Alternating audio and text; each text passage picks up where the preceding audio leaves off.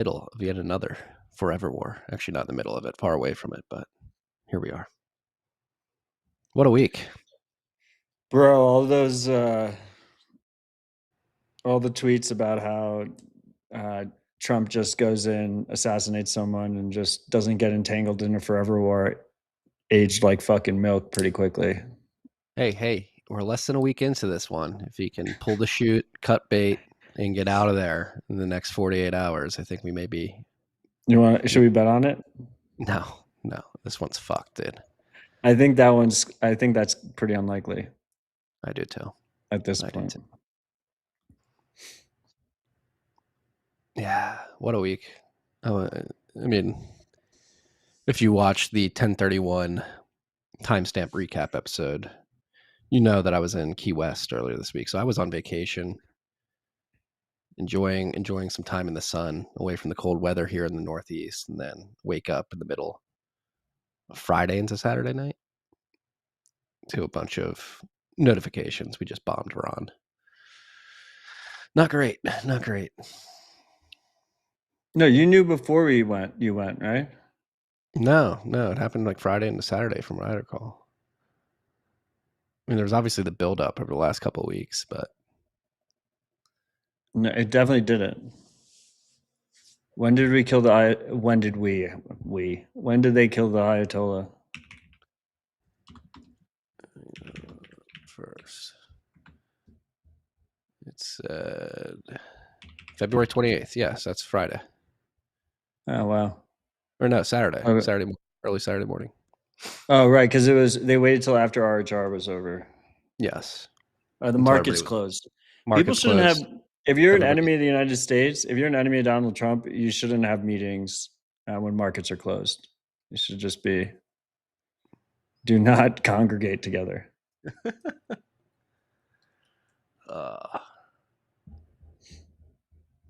Yeah, it doesn't seem great.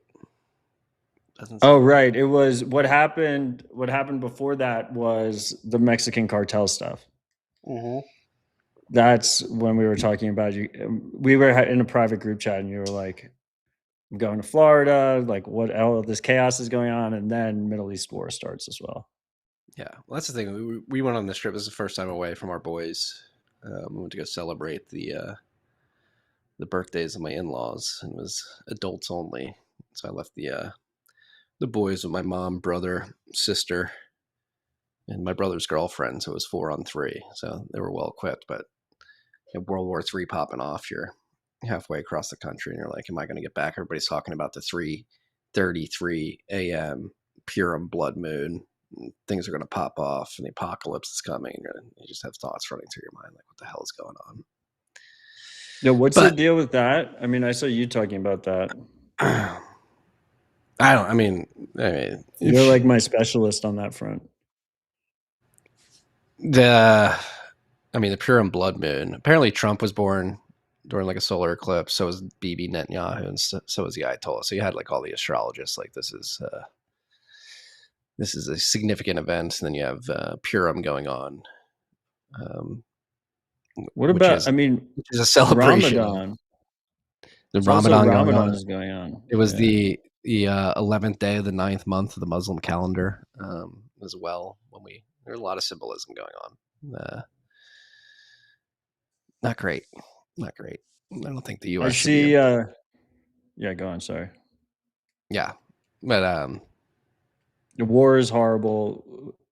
Yeah, but this one seems like very religious coded. You have like the crazy Zionist evangelicals on the Christian side, and the Jewish. Did you see like the one of the army officer like literally basically like preached that before they went in? Yes. Or I don't know, it was Air Force or something.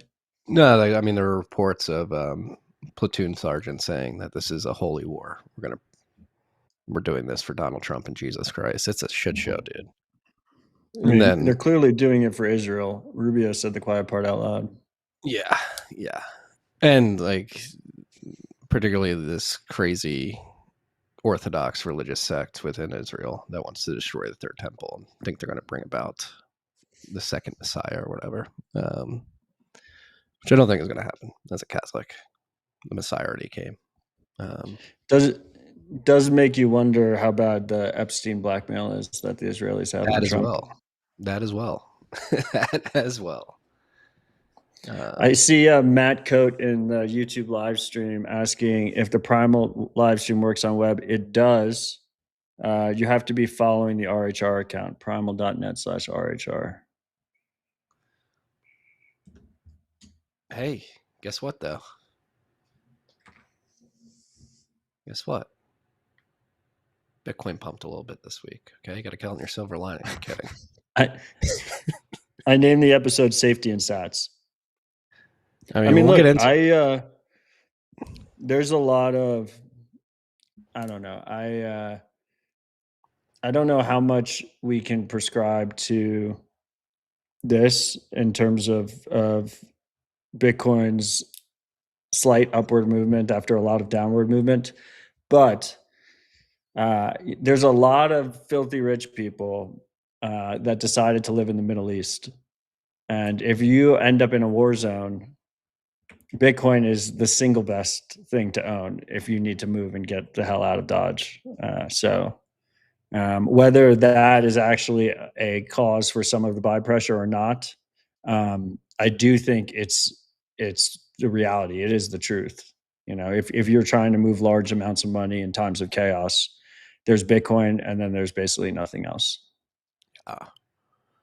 No, it's great. I think I saw an hour ago. Looks like. I mean, and that's the other thing. So I guess we'll preface this whole conversation with the fact I tweeted out a couple of days ago. But I mean, the information war is more intense than it's ever been. Especially, I mean, we've been calling it for years now, and particularly the last 12 months with the AI tools. Like, it's so hard to discern what's actually going on. There are a ton of fake bombing videos out there. You're getting reports that Iran, their missile capabilities have been destroyed. You're getting other reports that they're not. We're hearing that the US is running out of munitions. Trump's saying we're not. It's just impossible to tell what's going on. Actually going Yeah, on. it's wild out there. I mean, what about just like the official White House account? You've Yeah, been it had like following what they're posting? the COD pump up video. We're at the age now where propaganda is we're the key demographic for propaganda. So there's some interns that are our age sitting behind the White House Twitter account, tweeting out the most ridiculous things. Let's make them. Let's emotionally charge them to the favorite video game of their time, Call of Duty, which may have been predictive programming, for all we know. It definitely was a little bit. It is, but speaking of propaganda, it is crazy. While we were in Key West, I think it was Saturday night, so the war just started. My wife and I and our brother and sister-in-law get into an elevator, and this older Gen X couple gets in with us. We're in Key West, so everybody had a couple of drinks, and this guy looked a little tanked. And like we're dressed nice, we're Northeast preps. I think the appearance of what we were wearing, I think led this guy to believe that I was some sort of shit lib. So I'm like in the corner. I'm in the corner of the elevator. He's wearing an American flag, like Tommy Bahama shirt with camo shorts. He's huge, bald head, beard, jacked, and he looks at me. And I was joking. One of my ways of torturing my wife is telling her that I'm going to put on Lord of the Rings when we get into bed. And that's what we're watching. She's always like, no. And so I made that joke in the hotel, and this guy turns around, like beefs up, looks at me with his American flag shirt. He's like, I'm watching Fox News. I was like, good for you, brother. I think his thought You was got to like, monitor the situation. yeah, he was like, I'm turning on Fox News. And he didn't say it, but he was implying like there's a war going on. I need to get the information. And I didn't say it, but in my mind, I was like, brother, I don't watch Fox News. I only join as a guest from time to time. That would have been a ridiculous flex. Did you end up watching Lord of the Rings though? No, we went right to bed. I'm an old man now. I went to bed at 8 p.m. the last 2 nights. The funniest thing, the only time I ever watch Fox News or really any of the news channels is when I'm in a hotel, because it's just like they have a TV there. Yeah. Put In the on a gym, channel. they'll have like CNBC and stuff on. I'll like just look at the headlines, not ever like actually listen unless I see clips. Monitoring the situation. Monitoring the situation. It's getting harder and harder by the day. Like I said, we live in an era of bamboozlement, for lack of a better term. But what isn't going to bamboozle you is Bitcoin. This is where we get the signal. Peer-to-peer distributed cash system built on cryptography that you can't fake, at least not yet, because quantum computers have not been created. And my internet's crapping out, so Clark's dashboard is not coming up. There it is. The current price of Bitcoin is 70,850 bucks. The only thing you can't stop, and then it just doesn't load. One buck's going to get you 1,411 sats. We're at a $1.42 trillion market cap. We are at block height 939,465, which means we had a difficulty adjustment 9 blocks ago. Upwards adjustment of 0.4%. Blocks came in at 9 minutes and 58 seconds on average during that difficulty epoch. We are 2,007 blocks away, so 2 weeks away from the next adjustment. This data is completely bunk since we're only 9 blocks into this difficulty epoch. But we'll read it anyway. March 19, 2026. Looking like an upwards adjustment of 44%. Wow, a lot of hash rate coming on. Blocks have been coming in at 9 minutes and 14 seconds on average. For anybody who's new, don't take that information I just read too seriously. We don't have enough data or time. Not enough time has passed since the difficulty adjustment an hour ago to have any signal in this estimated difficulty change. There are currently 540 transactions in Clark's teeny weeny mempool. If we go over to mempool.space, we'll see that they have 23,564 transactions, and transactions are cheap. 1 sat per VByte will get you into the next block. It's cheap out there. The state of the network.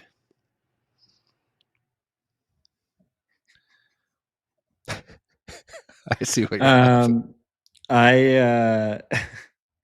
what was I going to say?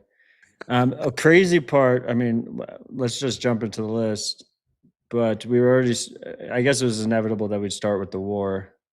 I mean, a crazy aspect of this was we basically saw the first real assassination market with size happen this week, which I think is kind of a telling part of society that we kind of just took it as a status quo and no one really thought of it as a notable event. But Polymarket had over $100 million traded on a market that was titled, "When Will the Ayatollah Be Out?" And presumably that's not necessarily just death. But as news of the airstrikes came out, it was very much being traded as whether or not he was killed, which is something that we've theorized about for a while. Anyone who's been paying attention to prediction markets have talked about it at length. But to see it in a blue chip company that's valued at over $10 billion, investors include the New York Stock Exchange, and at those kind of volumes is absolutely wild. Like, I think it's incredibly notable part of human history that we just witnessed. And most people kind of just walked through it. On the opposite side, Kalshi had their own version of that market. And they call themselves a prediction market, but it's not, Polymarket uses shitcoins, and they're on Polygon, which I think is a layer 2 of Ethereum. And they use USDC, which is centralized US dollar token that can be frozen. But still, there's elements of decentralization and censorship resistance there. Kalshi, on the other hand, is literally just like an Excel spreadsheet that's kept by a company. And they call themselves a prediction market to get around betting regulations.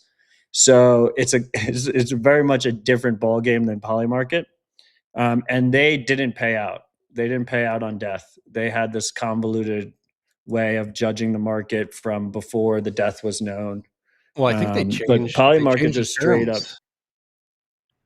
I think they changed the terms of the conditions of the bet like a couple of hours before, if I recall correctly. Yeah, I'm not sure of the exact specifics. I mean, even if you're going to change the terms mid bet while millions of dollars are already being traded, is ridiculous. But They didn't pay it out.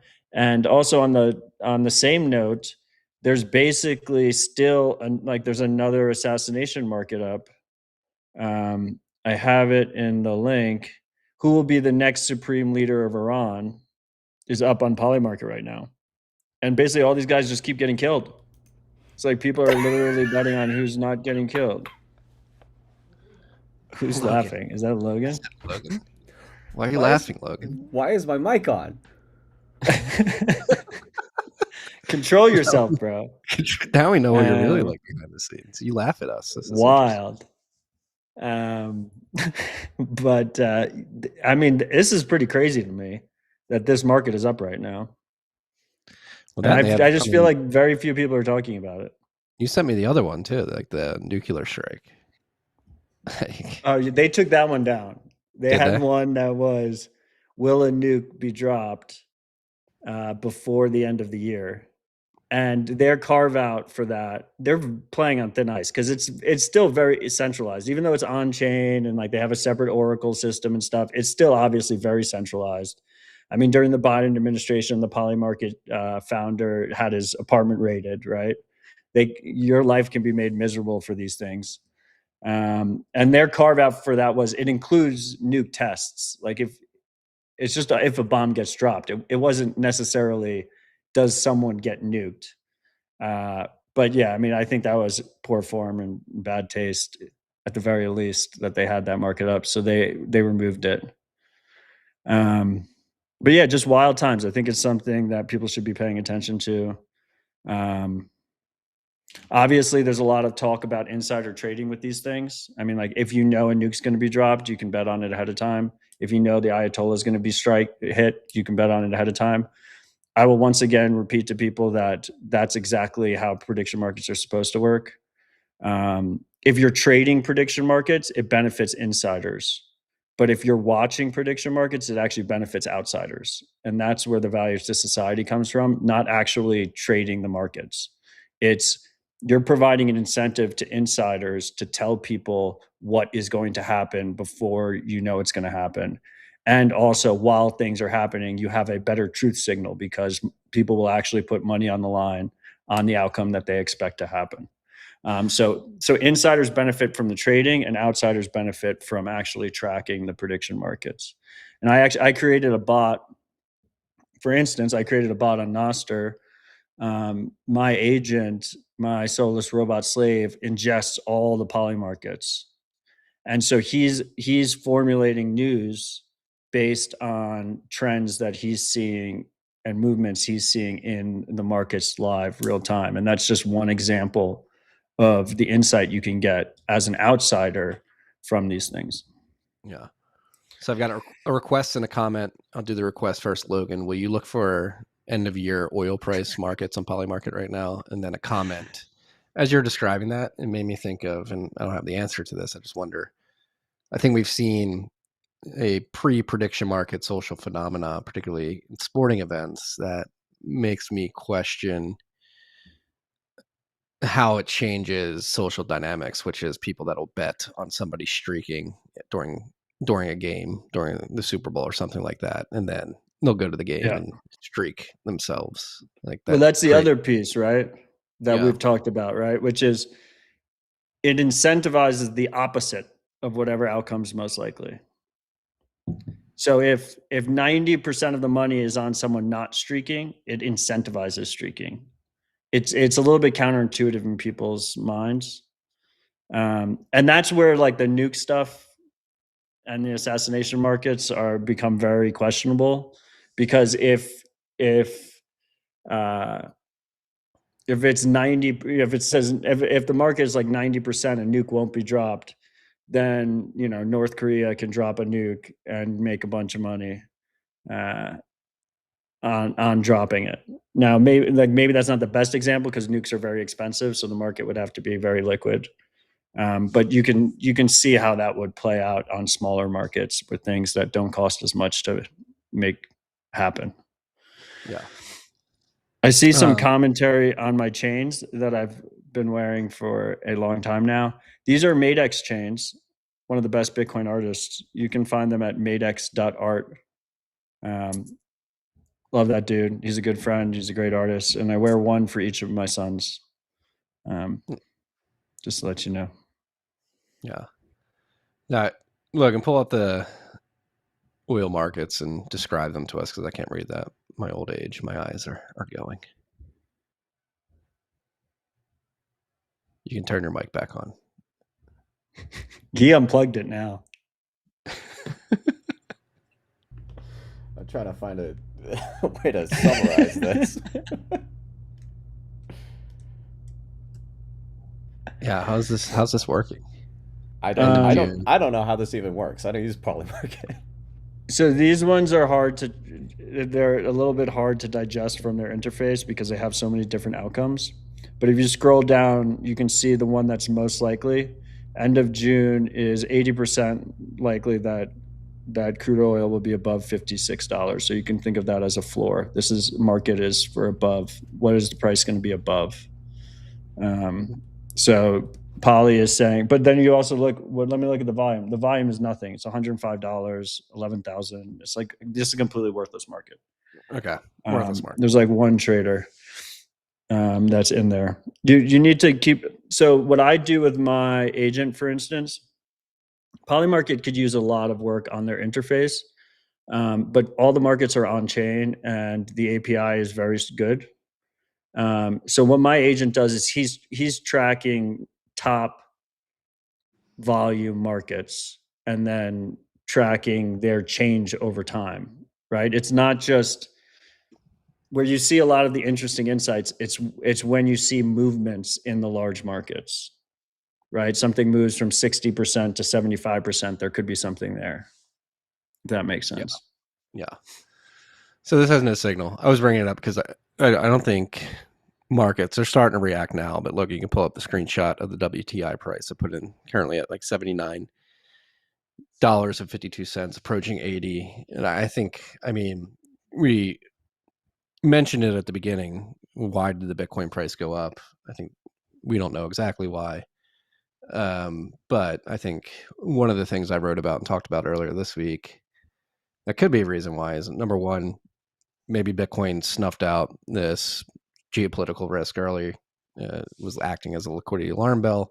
People were selling off. Not only do you have this geopolitical risk, but you have this private credit market risk is beginning to emerge. We'll talk about more of that later. But I think as the attacks in the Middle East and the back and forth progressed throughout the weekend and into the week, they started hitting these natural gas and oil refineries, which are critical to getting processed oil and gas to market, gasoline and other byproducts. And I think you can bomb oil fields and recover rather quickly. But if you hit the refineries, you can't just rebuild those. I think one was hit in Qatar and one in Saudi Arabia. And I think with that in mind and the fact that they closed the Strait of Hormuz, and as time goes on, it's becoming, I don't want to say clearer, but the likelihood that this drags on longer than a few days or a week seems to be going up significantly. And so I think if you look at that, and there is going to be some serious disruption in the supply chain of oil and gas, energy prices will go up, gasoline prices will go up. That is the raw input of everything we do in the global economy, and that's going to be very deleterious to the state of the global economy, not just in the Middle East, but definitely here in the United States as well. And so I think people just playing second, third order effects forward are like, okay, they're going to need to stimulate and quickly try to rejigger these supply chains to resupply the global economy with oil and gas. And I wouldn't be surprised if what we've seen in the Bitcoin price is the beginning of a repricing of inflation going up significantly, and money printing. They're going to print a shit ton of money. Yeah. I mean, we already were in a silent recession, if not a depression. People were hurting. Now we're seeing unemployment likely going up significantly. I mean, live during last week, we had Dorsey lay off half of his company, 4,000 people, I guess less than half, 40% of his company. Once again, still wild that he had 10,000 to begin with. I don't know how much of that was AI and how much of that was just bloat. But I think we can expect a lot more layoffs coming. You multiply that against the S&P 500, that's an insane number of people, an insane amount of spending power in the economy. Inflation was not under control already to begin with, even though they pretended it was. And now the U.S. is entangled in what looks like a long, drawn-out war in the Middle East. And energy prices are going up as a result of it. We have obviously the Strait of Hormuz is right there. And I guess there's conflicting reports of it being closed or not, but I posted, if you open that most recent tweet that I put in there, Logan, an insurance influencer sent this to me. But supposedly part of the reason is, even if the ships can technically travel through this tiny little strait, I mean, if you look on a map, it's a tiny little strait between Oman and Iran. Like 33 kilometers wide or something like that. It's fucking tiny. And even if they can pass through physically, like they won't get shot, or like probably won't get shot, right? It's still a risk. They're not insured to do it. And supposedly, to your buddy Tom Luongo's sake, with the City of London, one of the things the City of London still has a significant lion's share of is the insurance industry, specifically Lloyd's of London. And even when Lloyd's of London isn't doing the insurance, a lot of times the smaller insurers are basically using Lloyd's due diligence to underwrite their own policies, right? So like you get a quote from Lloyd's, and then a smaller insurer will be like, well, we can do slightly better than Lloyd's. And they just assume Lloyd's have done the due diligence. The conspiracy that, I guess, the theory that this guy has is that the reason Lloyd's of London has been so good at underwriting things is because MI6 is constantly passing them information about what's happening. But MI6 presumably was left out of the conversation of Iran happening. So MI6 was caught off guard, the Brits were caught off guard, and as a result, Lloyd's of London was caught off guard, and now a bunch of insurers are offsides. So instead of the usual situation where they make bank on crises, they're just in pure panic mode, supposedly, and they're just cutting people's insurance policies left and right, which is an interesting corollary that we saw during the draconian COVID response, where it wasn't necessarily like a cafe getting locked down. The enforcement to stop the cafe from opening or stop the gym from opening was that the insurers weren't insuring them to open. So the owners would have full liability if they opened and something bad happened in their store, in their business, which is just a wild thing to think about. I don't pretend to be an insurance expert, but I think it's relevant here and something people should be keeping an eye on, because I don't know, it just feels like a lot of different dominoes are falling in a lot of different places. And it's, to our conversations that we've had previously with just AI alone, that the dot plot of potential outcomes over the next few years seems wider than it's ever been. Like no one really knows what's going to happen in the next couple of years. You add all these things on top of it, you add all these variables on top of it, and it's like, who the hell knows? I don't know about you, but I'm just constantly like, my mind is running. I'm thinking about how to best position the various different projects we have, but also my family, and be in the best situation possible to kind of weather any kind of storm that comes down the way. Yeah, completely agree. It's been a crazy week. And to the insurance point, I mean, looks like the Trump administration reacted to Lloyd's of London and others pulling out by basically establishing an insurance for these ships via the U.S. Department of Finance. So you have the U.S. government stepping in insurance bailout of these ships traveling through the Strait of Hormuz by the U.S. government. I'm looking at the numbers. I think 37 billion of insurance policies that they've agreed to back up, maybe more. But yeah, it's great. And like speaking of like AI and these oil refineries, particularly the LNG.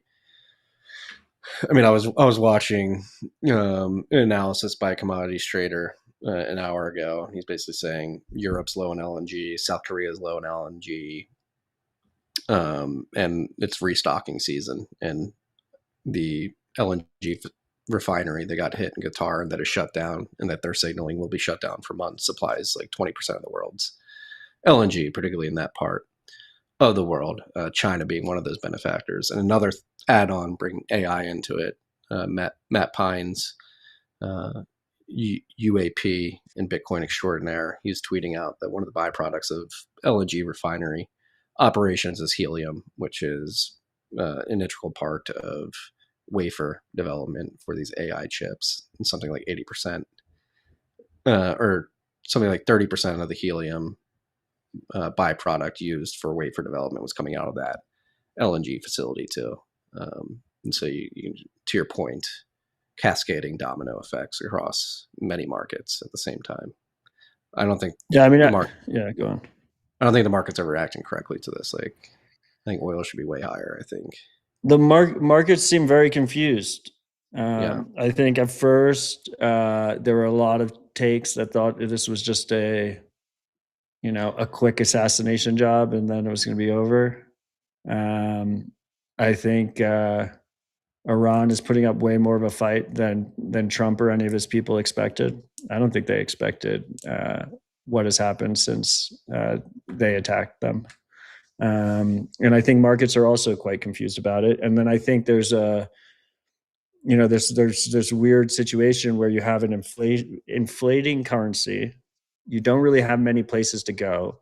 Gold already ran up significantly, right? Gold kind of repriced like 30 years of price suppression over the last 4 months. So it's already it's like 2x in the last 4 months.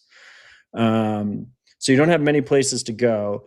I think a lot of people are expecting depressionary type of situation, but with massive money printing. So at the same time, assets should go up in value, right? You want to be in whatever that is. You want to be in stocks, commodities, Bitcoin. When the printer gets turned on, so people are like stuck between this. Meanwhile, bonds are getting whacked. So it's a very unique time period, and I think markets are very confused and don't know how to. Market participants, right? Markets are made up of people, are very confused and don't know how to play it. Yeah. And then we have the saber rattling between the Department of War and Anthropic. Breaking news. Let me pull it up here. I mean, meanwhile, they banned them and then they used them in the assassination like 2 days later.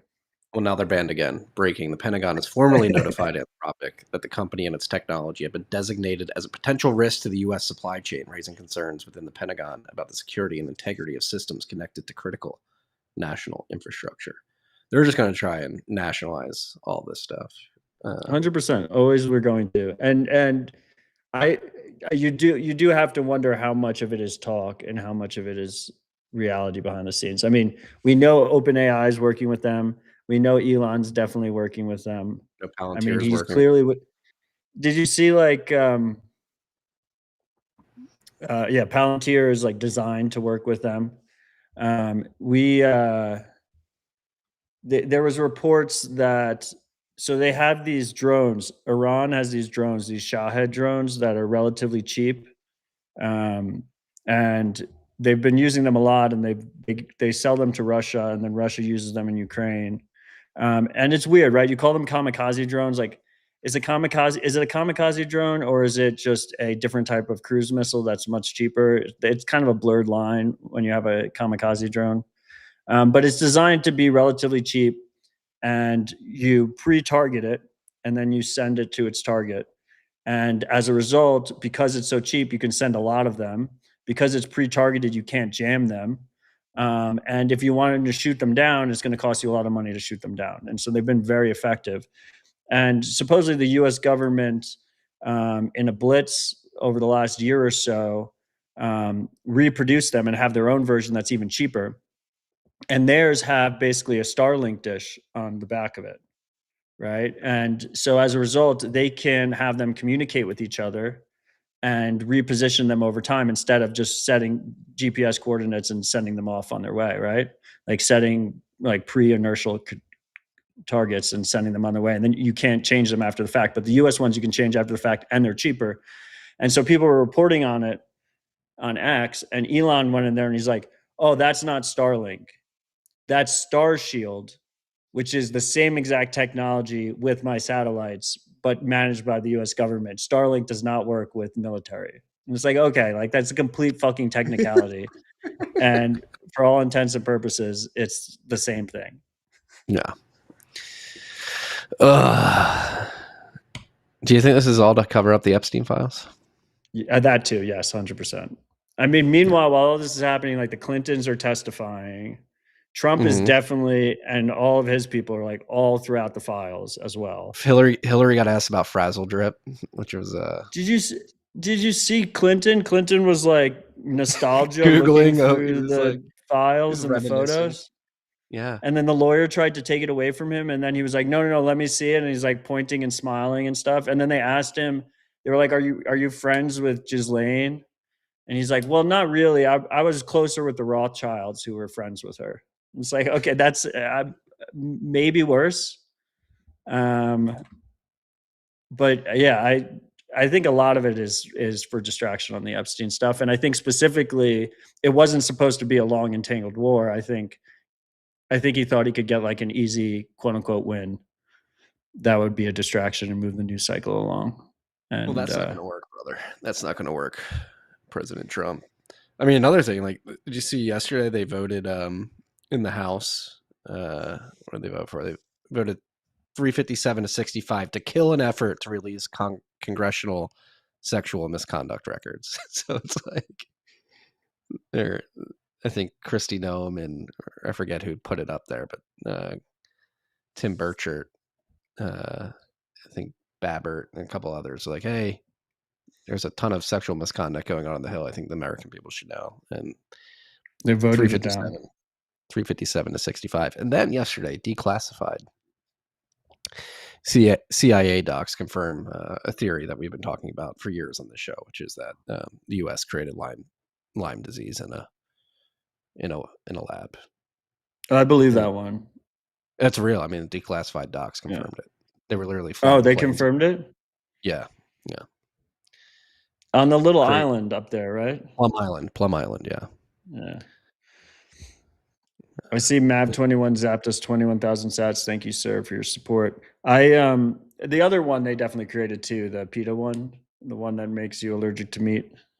Yeah, lone tick disease. Yeah. Guys, this episode of RHR is brought to you by our good friends at the IRS. You have to pay your taxes in 1 month and 10 days. Use the code RHR for 10% off. Yeah, this is what you're paying for. Okay. Fucking scam, man. It really is. It's all so fucked up. All right, we've got positive. We have tons of positive, action-oriented things that we have to talk about. We're done dooming. It's time. How long have we been going? It's been like a half an hour. We can build ourselves out of this problem.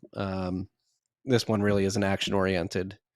It's more. I think this is a funny and a bit scary story. It's equally funny and scary. Last night, John Daghita, a U.S. government contractor who allegedly stole more than $46 million in cryptocurrency from the U.S. Marshal Service, was arrested on the island of Saint Martin by the French Gendarmeries Premier Elite Tactical Unit in a joint operation with the FBI. So this is the son of a government contractor who was contracted to secure the cryptocurrencies that have been seized by the U.S. government, and it doesn't look like this company was able to secure them properly because the CEO's son simply stole them and ran away to the French. And it wasn't like a small amount of money, $46 million. And that was presumably after the crash, right? I mean, I assume when he stole it was worth even more. Yeah, Logan, pull up the picture of this guy. This guy, I don't know. I hope this was a disguise. That's a I bad don't think haircut. it's a disguise. I think it's just a bad haircut. He's got Bahamas Um, slip-ons on. Like, look at the caliber of the thief these days. It's just not good. He's got I mean, terrible. it goes to show that that these large bureaucracies, they're just so incompetent. They just can't handle such basic tasks like securing Bitcoin or crypto. We don't know what the breakdown of the crypto I mean, is. hey, U.S. government. If you want a contract, you can pay Matt and I. We'll take $500,000 a year a piece. We'll run it to the RHR LLC, and we'll set up mini script multi-sig wallets that will secure your Bitcoin better than this contract. What insured by Lloyd's of London? Yeah, insured by Bank Lloyd's of garage? London. I know you're in war with the city of London right now, but they will back it. I mean, jokes aside, the picture there had treasures. He should have used cold cards. With the duress pins. Come on, kid. But maybe it was a bunch of shitcoins. I mean, cold card doesn't support shitcoins. It's true. We don't support shitcoins here either at RHR, so we got to give a shout out to Mav21 who zapped us 21,000 sats. Thank you, sir. Thank you. If you are listening or watching on the live stream via Nostr, you can go to primal.net/RHR, follow us, and then hop in the live stream and you can zap. Yeah, but seriously, U.S. government, find better contractors to secure your Bitcoin. I said we're going to get to action-oriented stuff, but you front-loaded the list with the negative stuff. And one of those negative things that we've talked about before, but you should all be aware of, is the fact that X uses an Israeli company, AU10 ticks, to do all their ID verification when you upload your personal identifying information onto X, and it looks like this company is spying on people. My real name has been searched in Israel as soon as I started speaking out against Jewish problem in Japan. Only AU10 ticks and X holds my data obtained from ID verification. The rumors are absolutely true. The blue check is and specifically the people that are getting verified for revenue sharing is a Israeli honeypot, straight up. And Elon is definitely aware of it. Yeah. And he's not the only one who's said this.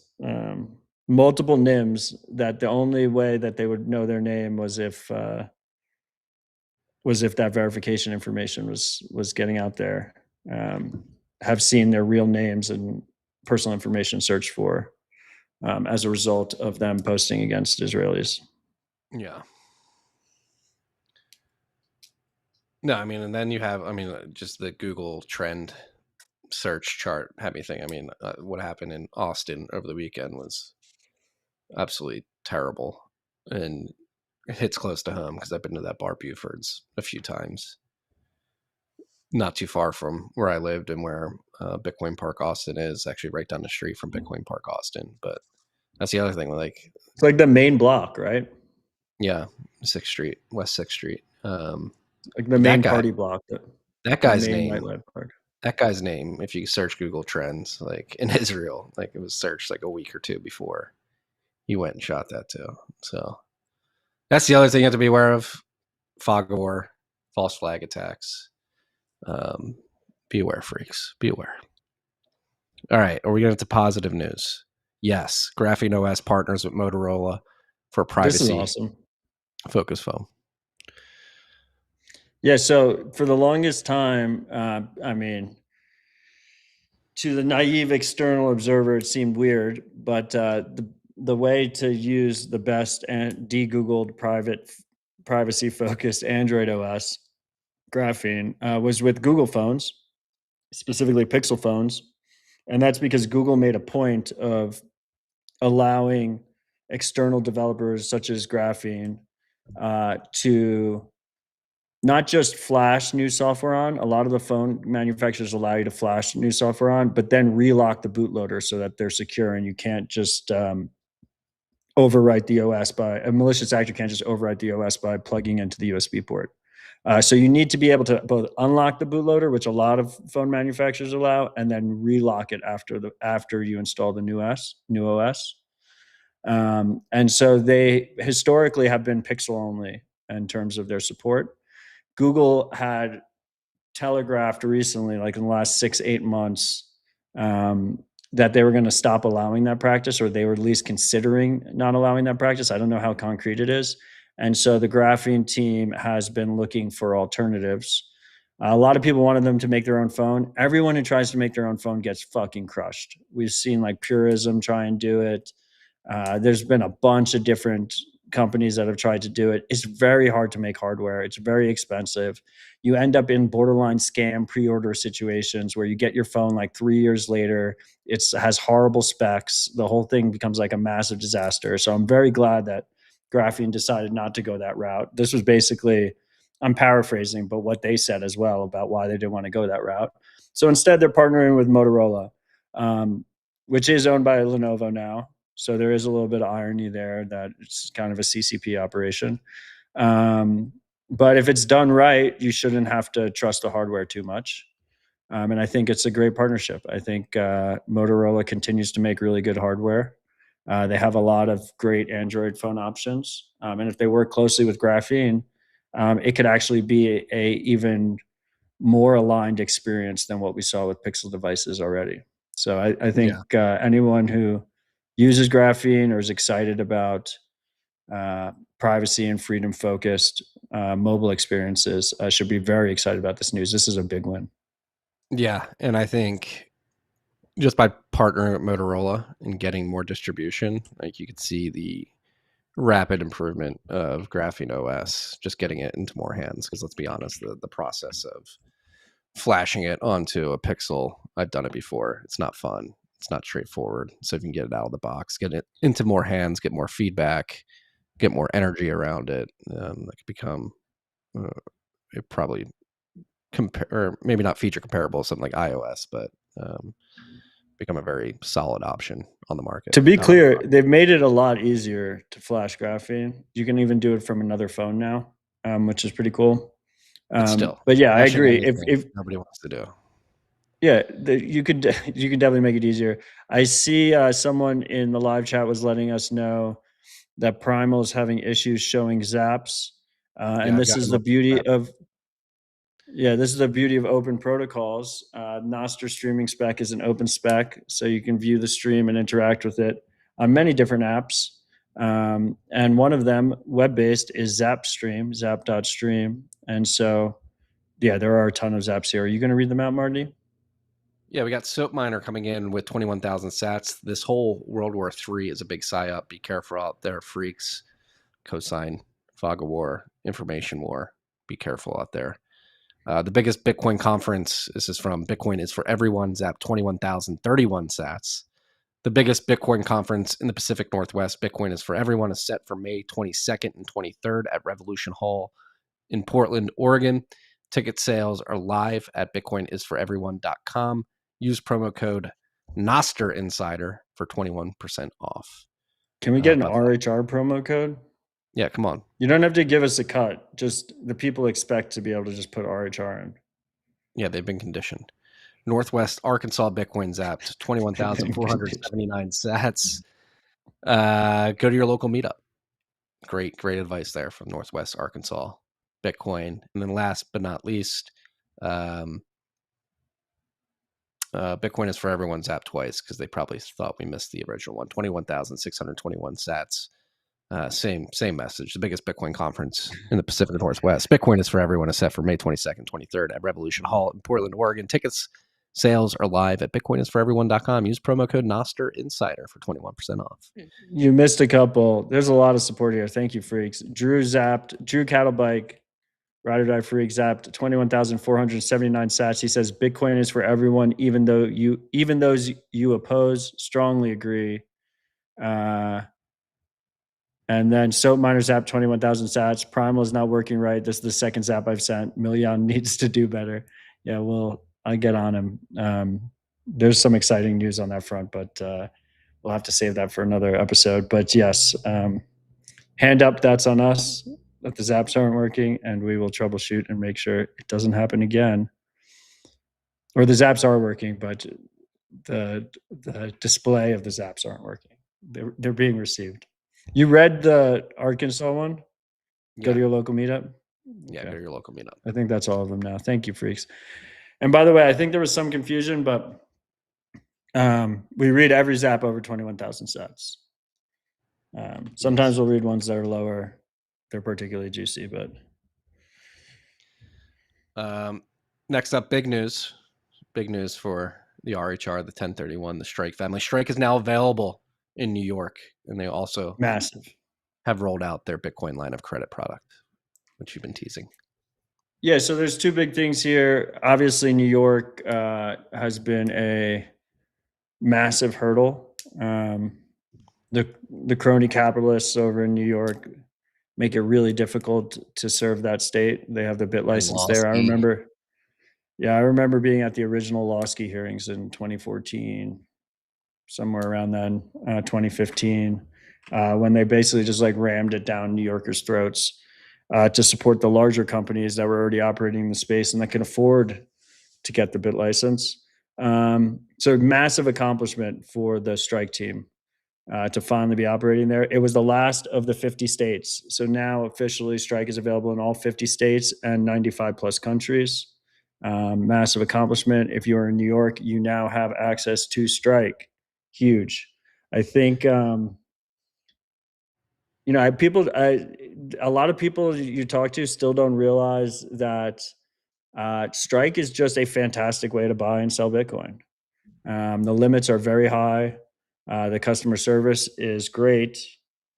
The full stack is controlled in-house. We control all of our own infrastructure.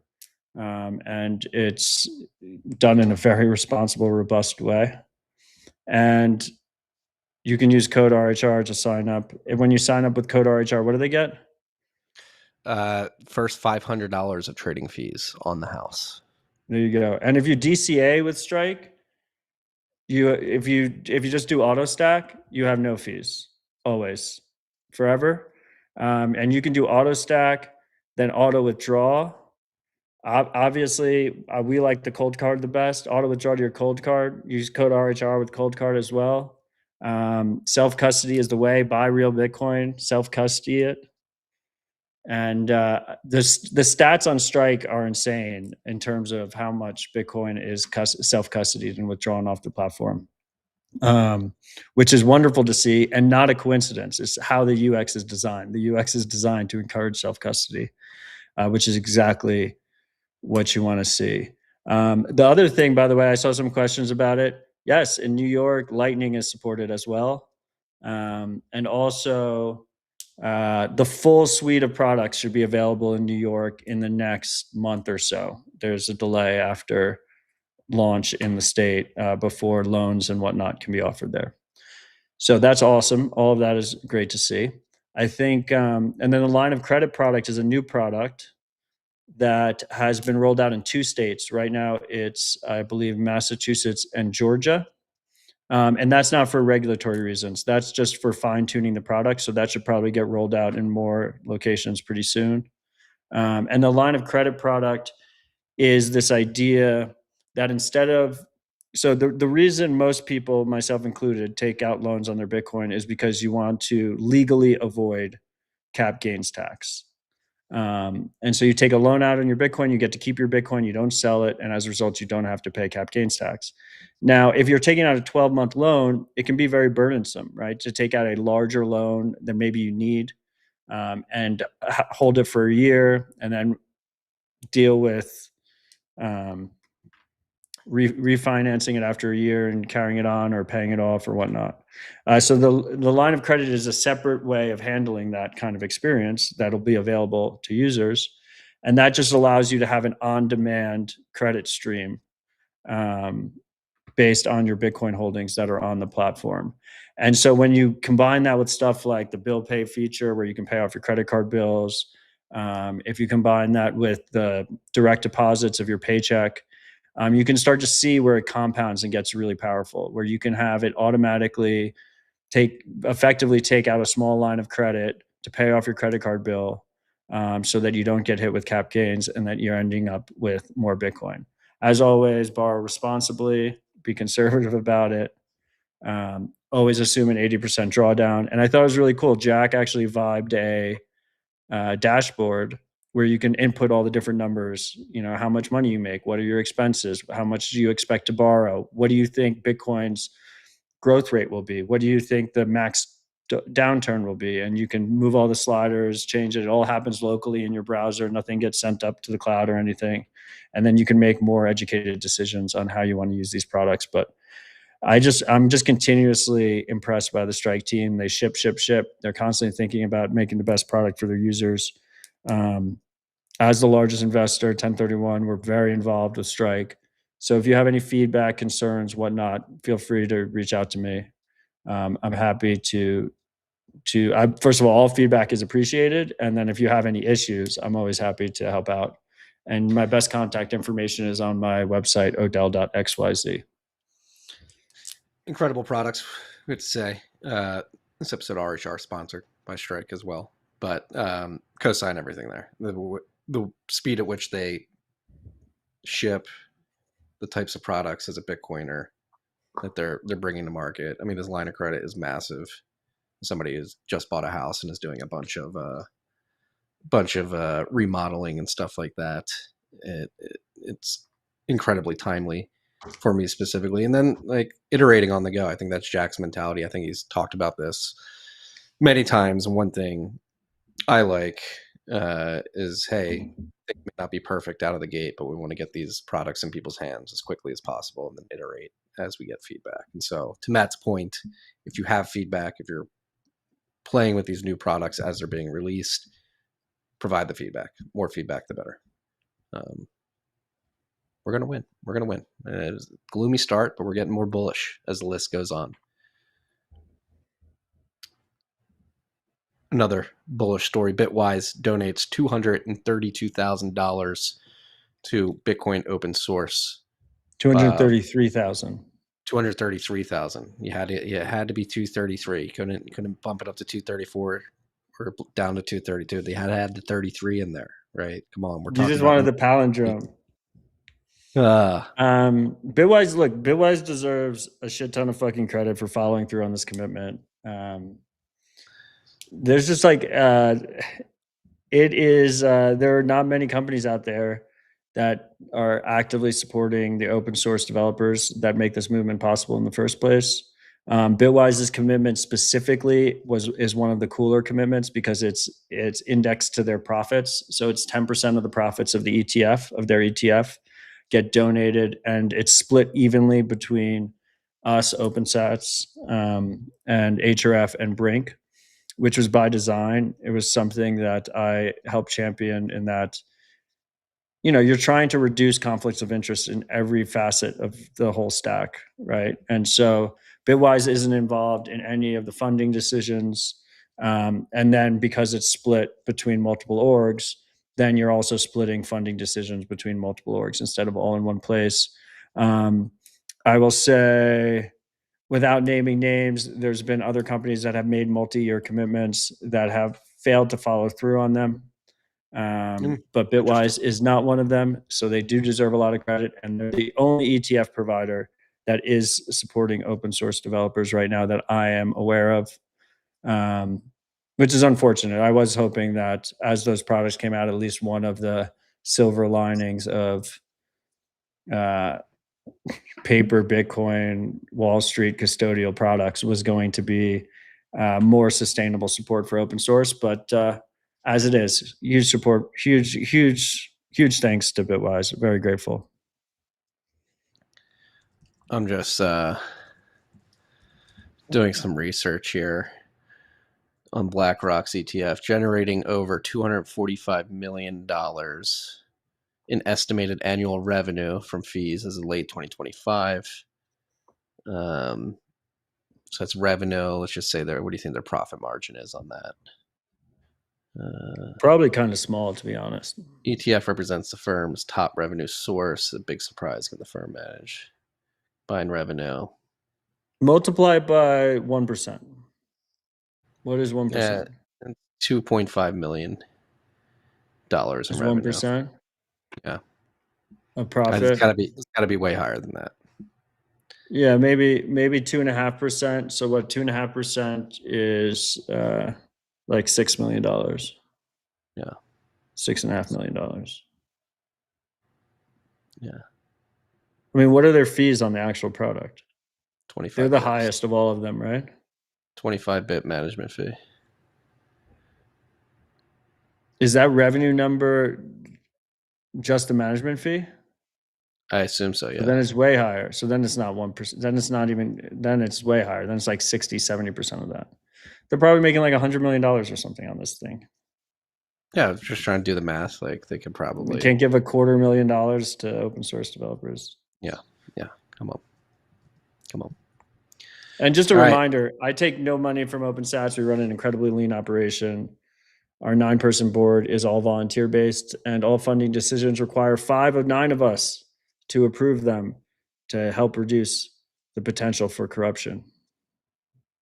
Oh, I didn't realize you guys weren't taking. I thought you were making a ton of money off of OpenSats. Fuck you. Fuck you. Fuck I me, mean, but we don't could fuck. pull the open AI move and switch the name to Our Sats and take all the funds, but we're not going to do that.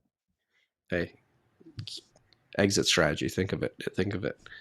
Both got open in there. Gabon is where we are focused for our Human Rights Foundation story of the week, where the government has suspended social media access nationwide last week. Officials in Gabon suspended access to social media platforms indefinitely. To justify the suspension, the country's telecommunications agency said it observed content that undermines human dignity, the country's institutions, and national security on digital platforms. But independent voices condemn the action as an obvious crackdown on dissent. Users of TikTok and Meta's platforms, including Facebook and WhatsApp, reported widespread disruptions beginning Wednesday, February 18th, which have widely disrupted people's ability to communicate. Freedom tech like BitChat, which provides offline messaging capabilities, and Nostr, a protocol for decentralized censorship-resistant communication, will continue to play important roles in preserving speech, expression, and communication as authoritarian regimes increasingly restrict internet freedom. For more stories like this and others, make sure you sign up for the Financial Freedom Report newsletter at financialfreedomreport.org. Just another reminder of why all this stuff is so important. Yeah, I saw Callie tweeting earlier this week, I think, with the increase in military activity in the Middle East. Iraq saw a massive uptick in BitChat downloads. Let me see if I can find the tweet. No, I see Jor's asking, he's saying he's visiting us in Nashville. Any golf courses worth playing? I mean, if you butter up Rod, he has a fantastic private course. That's the route. Don't tell him I told you to butter him up. Just hit him with a little butter and mention that you love a good round, and it might happen. Yeah. Callie tweeted out on March 2nd, BitChat downloads in Iraq spiking, in case you're monitoring the situation. That's the other thing. We spent like they're sending the Kurds into Iran. Because that always works, just yeah, funding insurgencies. Yeah. It's like it's literally never worked. It's never worked. I have to stop saying we. The US government has done this a million times and it has never worked once. It'll work this time. Don't worry. The Kurds got it. I mean, dude, it's crazy. I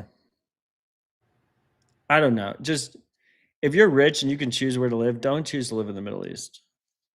And if you can't choose where to live, my heart goes out for you. It really fucking sucks. Yeah. All right. More bullish news. Stealth, a private Bitcoin wallet privacy auditor tool, has been released. I thought this was cool, but I haven't played around with it. So full disclosure. So this is Breno Brito. Do you know how your UTXOs are connected? This weekend, we created Stealth to privately audit your wallet and flag privacy issues and recommend suggestions on how to approach them I'm super proud of this project we built for BTC++ Hackathon Exploits Edition. This is cool. Hackathon. I assume you haven't played with it, right? No, not yet. It seems like it runs locally, which is absolutely important here. And I did see that you can use it with your own node, which you should. Like number one rule with Bitcoin privacy is that if you're not using your own node, you're using someone else's node, and they can see all your transactions and link your transaction activity. So you want to use your own node with something like this, and you want to use your own node if you care about using Bitcoin privately in the first place. But this is something that I've been theorizing for a little bit now with the rise of AI, and why I think AI is such a great, specifically open source AI is such a great complementary technology to the existing freedom tech stack, whether that's Bitcoin, Nostr, or anything else. And that's because there's all these friction points when you're using freedom technology.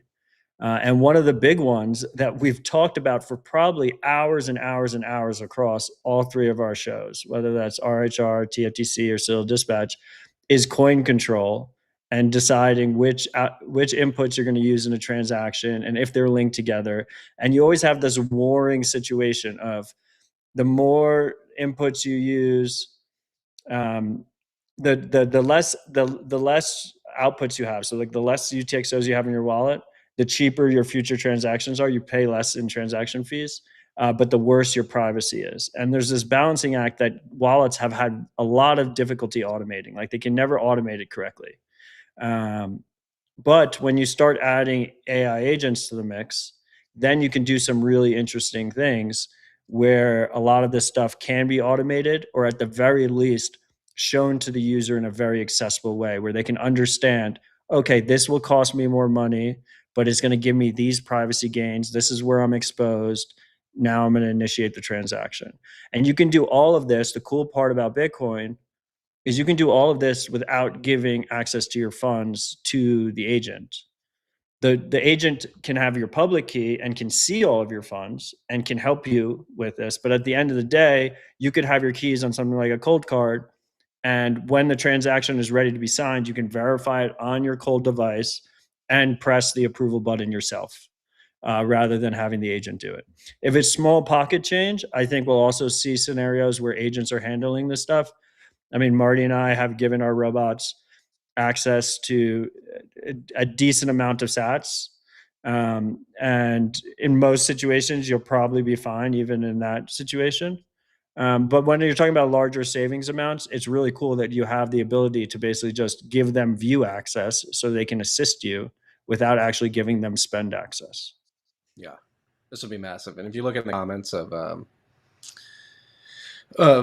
announcement of Stealth, it's really cool to see people already collaboratively building. They're like, oh, get this into Sparrow immediately. And they're like, oh, here's how we would do that. And so it seems like somebody's vibe coded idea. I'm assuming it was vibe coded. I think everybody's using these tools now, but you can go to at least vibe assisted. Yeah, vibe assisted, BTC++ privacy edition or vulnerability edition, and they launch it, people like it, and you begin implementing it in other tools. But with all that being said, this is all for naught, Matt. This is all for naught. Famed investor Chamath Palihapitiya came out and said that the Bitcoin has a structural flaw. We're screwed. Play it, Logan.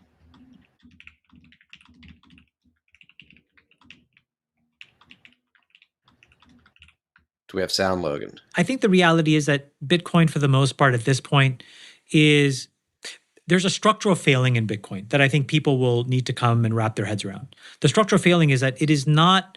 So if you think about like what is the value maximizing function right now for a crypto asset to be broadly adopted, it needs to have the features that allow a central bank to adopt it. And there are two things that it lacks. One is fungibility and two is privacy. And so Bitcoin fails on those two dimensions. So it can never be a structural holding of a central bank. Mm-hmm. And that simple thing will keep it in the realm of ETFs and humans. And does gold satisfy those conditions? Yeah. Fungibility, but not easily. Both. You have no idea how much the Bank of China owns. You don't know how many ounces they own. You don't know how many ounces I own. When there's a public ledger that says this address has this much, And you can't really trade it because you know the history and the provenance of that exact token. It's been used to buy this. It was transacted over here. It went to this wallet. That lack of fungibility and privacy is a huge deterrent for broad structural adoption. That's what you need to then add another 10x of market cap. So is there room for a different crypto asset that solves for the privacy and fungibility? Yeah. And are there projects right now? Yes, but they're very small scale. There's huge issues with them. Those are even more volatile. So Bitcoin's interesting. I think All right, calling it now. I He's see. going to be a Zcash shill. It's T Yeah, minus. I was gonna say, John's in the comments saying Chamath sounds like a Monero bro. He's definitely shilling Zcash. He's already shilled Zcash in the past, to be clear. And I will say, I mean, look, I think Bitcoin privacy should be more accessible. I think we've made great strides in it. I think Lightning helps in a lot of ways. Like I said, I think these AI tools can help significantly without any real protocol changes. I think privacy is incredibly important. I think if you have no privacy, you have no freedom. And if you have no freedom, you have no wealth, period. Simple. I will say that Bitcoin doesn't get enough credit for its ability to be used privately. I think it's not as black and white as the haters make it seem. I think anyone, by the way, who's ever used any of the shitcoins is way worse. Like Ethereum land, it's so bad. It's literally, you just have one fixed address of your entire financial transaction history, and then they use it to sign into websites and shit. It's really, really bad. By default, Bitcoin is already way better than that status quo. And Chamath was a massive Solana shill. So there's a lot of hypocrisy. But yeah, I mean, it's self-serving bullshit. And this guy, of course, he doesn't understand like common input ownership heuristics. He doesn't understand coin joins. He doesn't understand the multi sort of sub protocol layer that's being built on Bitcoin with eCash, Lightning, Liquid. Probably never even used Lightning. Probably never used Lightning. And I as you were describing stealth, like I thought it was important to bring this up because it shows how early we are. The tools to use Bitcoin more privately exist. They just haven't been implemented correctly. And tools like stealth get us closer to that end state we all want to get to, both on chain, but then if you want perfect privacy, you can bump it to another layer that has better privacy, like Lightning or eCash. And it's just going to be extremely frustrating when this guy gets it. It's that whole Silicon Valley 16Z, like Balaji, been on the show, like him, friend, but completely disagree with the Zcash framing and really pitting. And the whole fungibility thing it's not even true. Like Bitcoin is fungible. I mean, people have been trying to say it's not, but find me a UTXO that somebody hasn't been able to accept. Dude, if you send someone a Lightning payment, they don't even know what UTXO funded that transaction. If you deposit a Lightning transaction on an exchange, they have no idea what UTXO funded that transaction. I will push back on the term perfect privacy. I just don't think we should ever really use that term. I think it's trade-offs all the way down. Perfect privacy? I didn't mean to say perfect privacy. Yeah. I know you didn't, which is why I bring it up. But yeah, I mean, this is just, like you said, a lot of self-serving bullshit. And expect more of it. I mean, we saw like a very heavy concentrated Zcash pump earlier in the year, and I think a lot of people are underwater from it. So we'll probably see a lot of cope shills as a result of that. Hey, we're sidelined, bro. We're biased because we're sidelined. Okay, we're not allowed to talk. Yeah, I mean, look, and Zcash specifically is, you have a US based company that is backing it. It's got Israeli funding. It's like basically Mossad coin. There's no way for you to verify the supply. You're always they always forget that trade-off. They never mention that trade-off.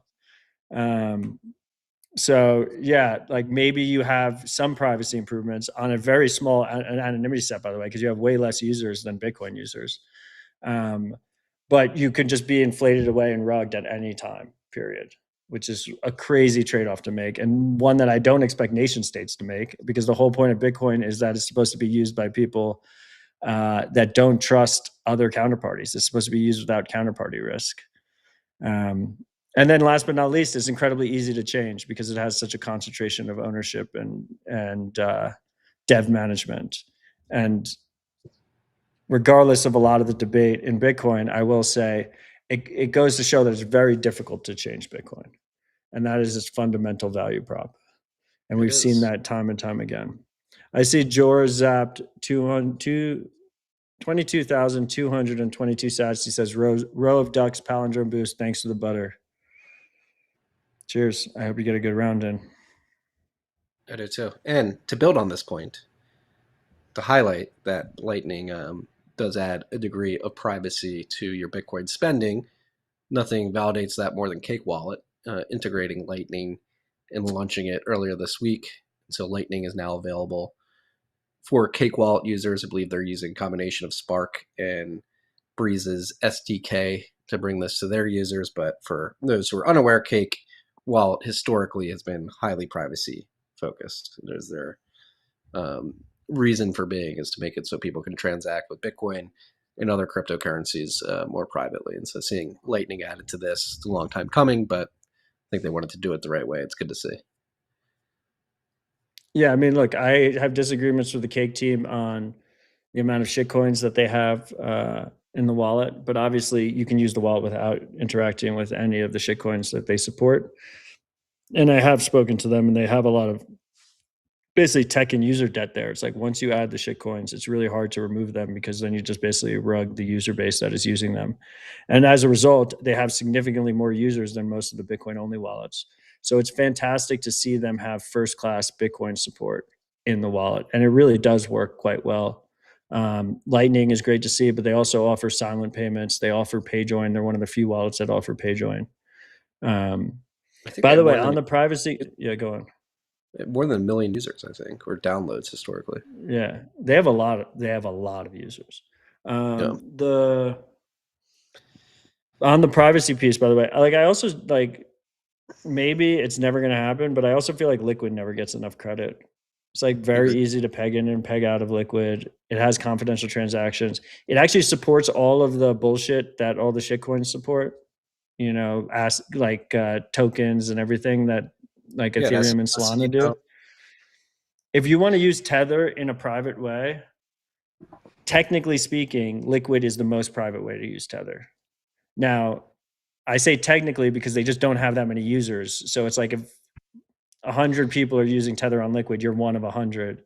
But as far as the tech is concerned, it's actually very easy to use.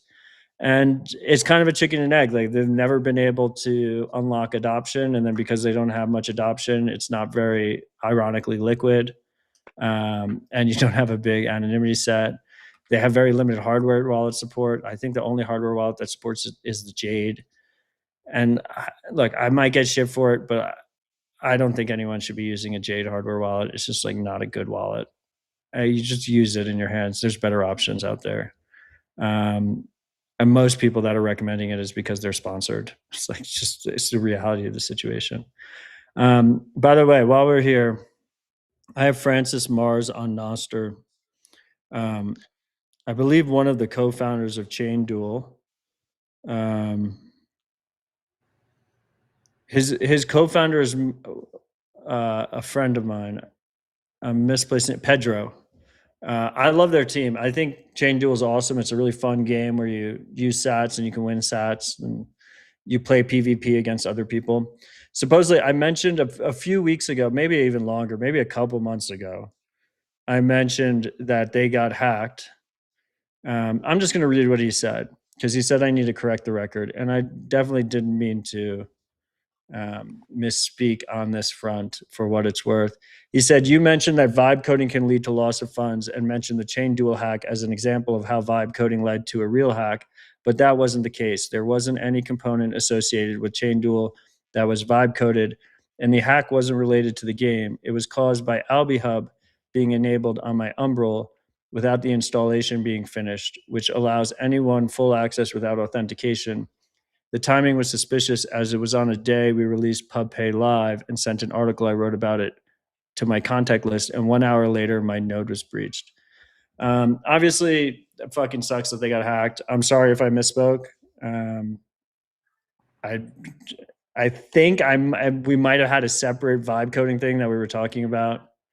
And I was just like, when funds are involved, you should just be extra concerned. I don't know if I actually said that they were vibe coding, but if I did, hand up, that's my fault. And I'm sorry if I brought shame to his family and his project by saying that was not my intention. So this is me correcting the record. If we ever screw up, let us know. We'll correct the record. I vaguely remember this conversation, and no harm was meant. I'll speak on Matt's behalf. I know him very well. He would never speak harm on anybody. We might as well give them a free shill. If you want to play Chain Duel, go to chainduel.net, I believe. Let's see. Yes, it's live. Chainduel.net. And at most conferences, you can play in person. It's a lot of fun. They like set it up in like an arcade. It's really fucking cool. So anyway, sorry about that, guys. Was not my intention. Consider the record set. Corrected. We've got some zaps in the live stream right now. The commoner zapped 21,112 sats. Palindrome zap. Talk to me, Jack Mahlers. I want LOC. Jack, you got somebody. Then he followed that up with another 21,112 sat palindrome boost with let's fucking go. You already read yours, but we missed those two. So I wanted to make sure we got those in. Next up on the list, this is great to see from longtime ride or die freak, somebody who spent days with this podcast, multiple weeks now at this point, potentially a month. Pseudo Carlos launched Tail Relay, and so if you've been playing with Open Claw, you're running it in a VPS like I am. I learned that setting up tail scale between my VPS and the rest of the internet was advantageous to increase the security and privacy of my server. And it looks like Pseudo Carlos has had the idea for a thing that makes accessing start nines using Tailscale much easier. So he cleaned up the UI and made adding services a little more intuitive.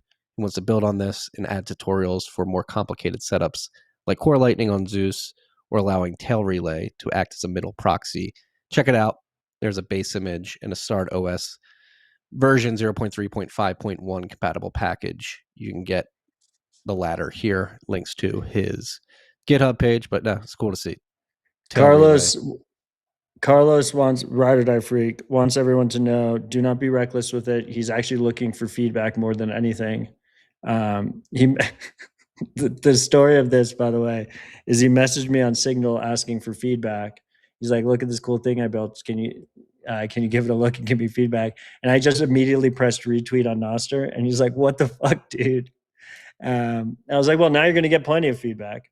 And I was like, "I'll bring it up on RHR too." So anyway, pretty cool to see the fast iteration of all these different tools. And shout out to Carlos for putting it together, but definitely give him feedback. If you do use it, you do play around with it. He's looking for it. I think at this point, Marty, by the way, we should read Zaps boosts from Fountain. Zaps on primal.net/RHR, like on the actual Nostr video. We had 2 Zaps over 21,000 sats from last week. We had Ride or Die Freak Mav21 with 42,000 sats saying, appreciate you guys. And then we had Ride or Die Freak roaming with 21,000 sats. Asteroid emoji, great show. Dude's been on fire with his asteroid emojis. That's, that would be the icing on the cake, wouldn't it, if we just got hit by an asteroid while all this shit was going down? Yes. Top 3 boosts from Rabbit Hole Recap. 398 Bitcoin is the best money. Ride or Die. First time in a long time. Not first time, but first time in a long time. Eric99, 50,000, 5 sats. Palindrome boost. Proverbs 22:4. The reward for humility and fear of the Lord is riches and honor and life. Matthew 16:19-20. Do not store up for yourselves treasures on earth, but store up yourselves treasure in heaven. Matt Odell. Stay humble. Stack sats. Shout out to you, Eric99. Been a while, sir. Great to see you. Thank you. I'm glad everything seems to be all right with you. Well, I hope everything's all right with you.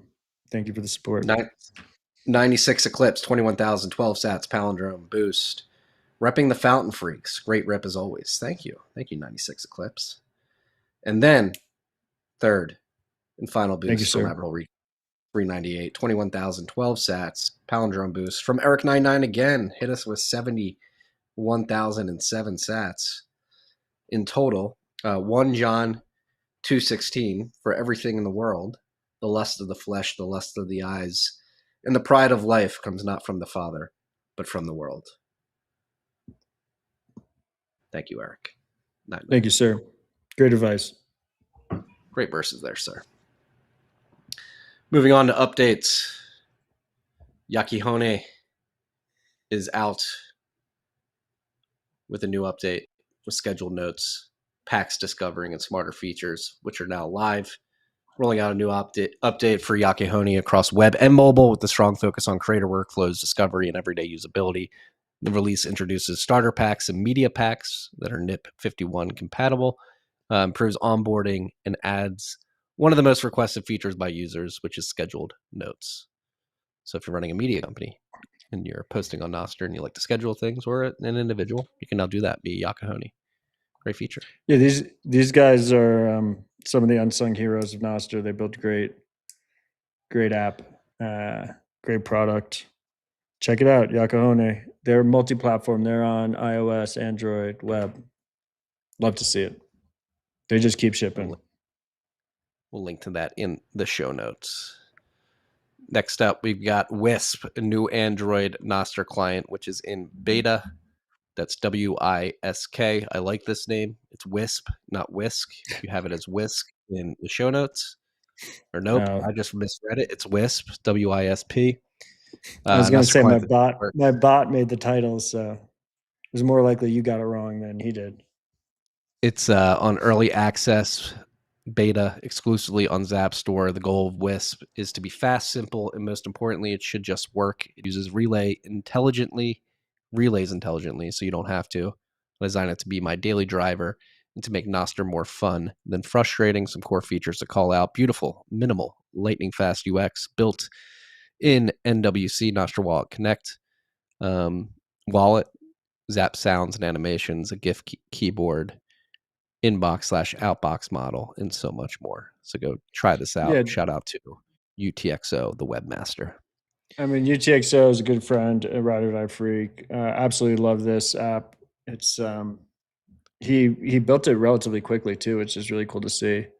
Look, open protocols, you're able to fastly iterate. I mean, I saw one conversation. It's like, oh, if Nostr's successful, will we see app stores ban it? It's like we're at the point already where an average user can spin up a basic client with just a simple AI tool. But UTXO put a lot of work into this, and it's very performant. It's quite fast. Absolutely love to see it. Just a quick note. Marty skimmed through it. Nostr Wallet Connect is an open protocol for connecting wallets. So if you have a Nostr Wallet Connect supported wallet, you can easily use it, integrate it into this app. You just pair it with a QR code or a copy paste function. And then you can zap in the wallet. And there's a bunch of different Nostr Wallet Connect wallets out there. Zeus is one of them. Cashew.me is one of them. Primal Wallet is Nostr Wallet Connect capable. And also, by the way, we hear that a lot on the Primal side. Oh, I like Primal, but I don't want to use the built-in Primal wallet. Well, Primal also, not only does Primal Wallet support Nostr Wallet Connect, so you can use Primal Wallet with something like Wisp, but it's also the reverse too. You can use Primal and you can zap with an external wallet that has Nostr Wallet Connect support, and all the communication happens through Nostr. It's really clean. Nostr. People... It's happening, freaks. It's happening. Gradually, then suddenly. I do feel like we need it more than ever. And I will say, with the AI rabbit hole I've been going down, I've never been more bullish on Nostr. Yeah. Once you start trying to use these closed wall gardens, like the proprietary stuff with your bots, you just realize how much the open protocols, first of all, reduce friction, but they're just so much more powerful. Well, speaking on the walled gardens, Google just released Workspace CLI, one command line tool for Drive, Gmail, Calendar, Sheets, Docs, Chat, Admin, and more, dynamically built for Google Discovery services, includes AI agent skills. And I think Is it directly integrated to Windows? Is that correct? What are you talking about? It's a CLI interface. It's a command line interface for agents to use. I thought it was coming out of the box. I'm thinking of something else then. No, the whole point is the walled gardens are difficult to use with the bots, but they are also, these companies are incentivized to become more bot friendly. While historically they've been the exact opposite. They've like, you know, the CAPTCHAs, right? They're like trying to keep bots out, but make it human only. So this is a perfect example of one of, you know, the most valuable companies in the world releasing a product that is specifically geared. They say it's for humans or agents. Technically, humans can use. Obviously, humans have used the command line for years, but this is specifically so that your bot can interact with the Google ecosystem in a relatively straightforward way. Now, it's obviously still a walled garden. They can ban your account. They can throttle you. They can do all this other stuff. It's still going to have a ton more friction than if you're using open systems. But I think this is a trend people should be paying attention to, whether it's APIs or CLIs. There's going to be a lot more focus by major companies to offer agentic focused tooling that is meant specifically for bots to interact with their systems. Yeah. Really cool to see. Which is why I highlighted it. I mean, by the way, like, I think people miss the point.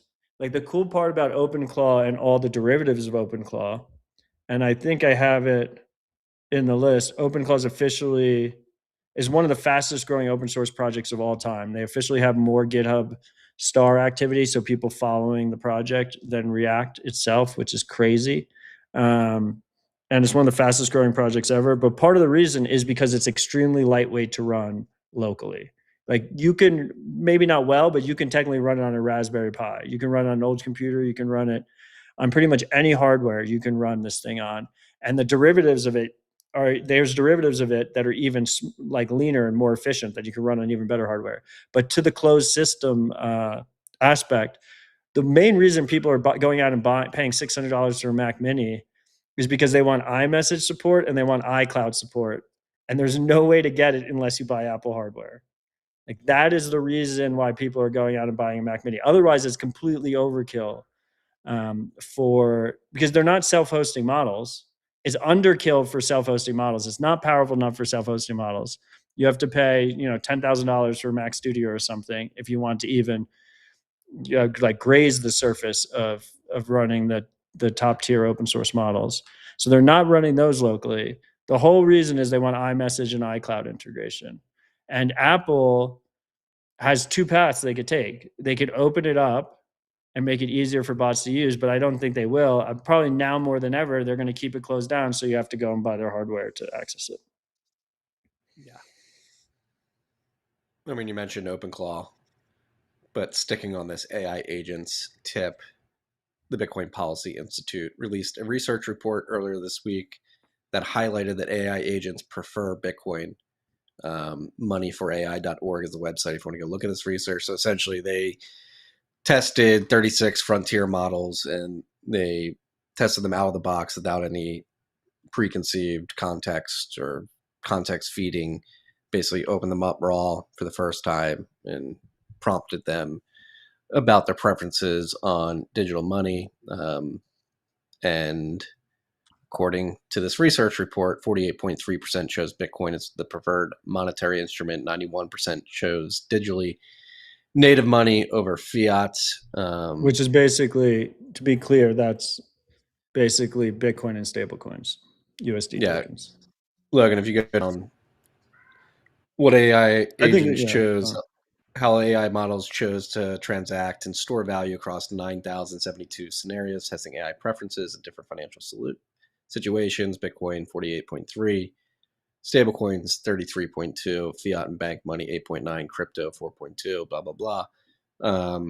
If you go down and read the research further, they prefer Bitcoin as a store of value, but I think they did say that stablecoins, 53.2% preferred stablecoins for everyday payments. Interesting research study. Happy that they did it. Had a conversation with Matt Corallo earlier this morning and asked him about this. He had some interesting context. Go up. I was muted. Sorry. I thought this part was really cool. Did you see this? Like the different models and their different preferences.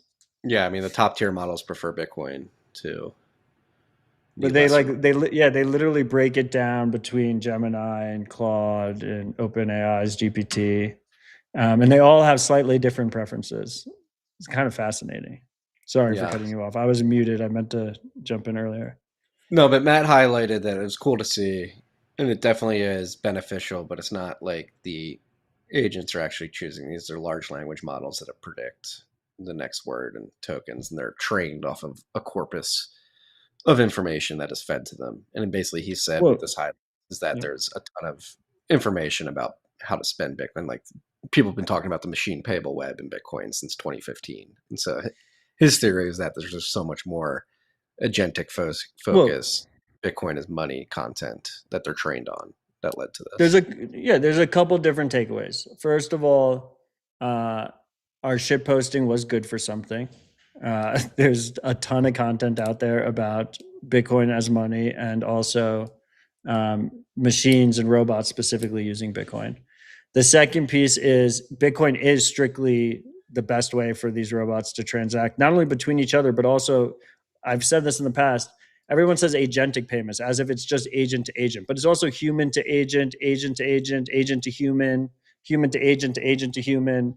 Like you need to go the full stack, and Bitcoin is perfect for this stuff. USD tokens are also quite good at this use case, but still worse than Bitcoin because they require permission in a trusted issuer that can freeze your funds at will. And and Um, and they don't have the interoperability that Bitcoin has across all the different protocols. Like what if do you're you using mean? USDC on Base and USDT on No, they Tron. do kind of.